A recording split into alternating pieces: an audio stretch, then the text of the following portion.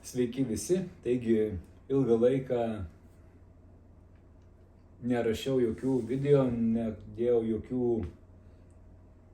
vaizdelių, jokių prierašų, išskyrus ten kelis reelsus ir užsiėmęs buvau kitais dalykais. Ogi dariau tokį dalyką kaip Instagramas, Facebookas, tuos reelsus, TikTokas. Norėjau pasižiūrėti, kas ten dedasi, kaip ten viskas veikia ir tiesiog dariau laisvą tokią programą, freestylą. Visi mano anekdotai, visi bairiai, ne visi, bet dauguma buvo nuostabaus žmogaus, kurį gyvenime teko pažinti, asmeniškai bendrauti, labai taip nuoširdžiai bendrauti. Tai yra Vytautas Šapranauskas. Tai yra unikalus žmogus, Lietuvos padangiai buvęs vienas iš tokių ryškiausių žvaigždžių. Gaila, kad išėjo, kad paliko mus, bet tam, kad neišnyktų jo atminimas, pasakoju jo anekdotus, jo bairius, gal kažkiek biškį pakeičiu, dar kažką taip patobulinu pagal save ir pasipylė komentarai. Kokių tik tai nebuvo komentarų. Lochas, debilas, urodas. Buvo netgi tokių, kurie siūlė atvažiuoti, paduok adresą, numerį, atvažiuosiu, atpyzdinsiu tave. Iki ten, kokį tik tai neprisiskaičiau aš ten tų visokių nesąmonių ir galvojau, tegul rašo. Man kažkaip neįdomu, ką rašo, net paskaitau kažką. Keisčiausia, kas šudiniausius ir tokius galbūt labiausiai žeidžiančius komentarus rašo žmonės, kuriuos pažįstu asmeniškai. Kodėl taip yra, nežinau, aš tiesiog mėgdavau visą laiką pasakoti anekdotus, būti linksmas ir buvau labai daug metų pamiršęs tą dalyką ir kadangi tikrai labai gerbiu ir myliu Vytautą Šapranauską, jisai daug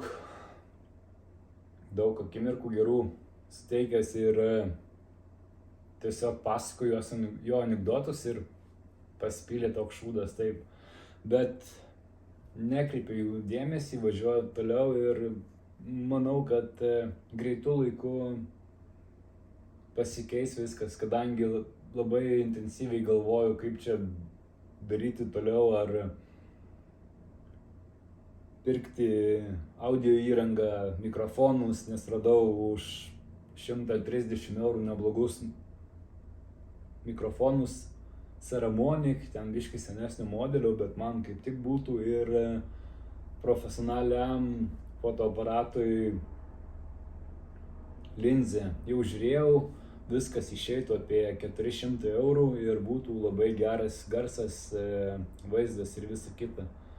Bet dabar esu įsiėmęs, kadangi, kaip minėjau, darau kitą internetinę parduotuvę su kitu pavadinimu, viską, tai visas dėmesys ten daugiau, plus dar, kaip minėjau, sergu, tai toks dėmesys visai kitur, bet labai norėčiau palinkėti tiem žmonėm, kurie rašo tokius piktus ir keistus, sakyčiau, komentarus, net neįžeidžiančius, nes kažkaip manęs tai net nepaliečia ir nesvarbus jie man, bet norėčiau jums palinkėti žmonės, kurie rašo šūdus, visokias nesąmonės,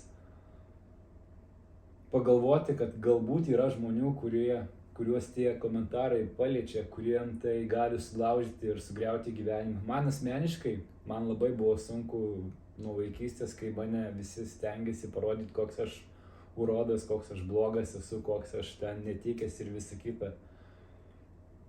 Bet visą tai praeity ir pagalvokit žmonės, kad įžeidinėti kitus galbūt jiems taip, jie tai neparodys, galbūt jiems tai po vieno karto nebus, bet jeigu jiems visą gyvenimą daug žmonių kartoja tos žodžius, gali būti taip, kad išsivystys kažkokie dalykai, kurie labai jiems gyvenime pakenks. Taigi būkit visi geresni, būkit visi viens kitam nuoširdesni ir iki greito susitikimo. Iki.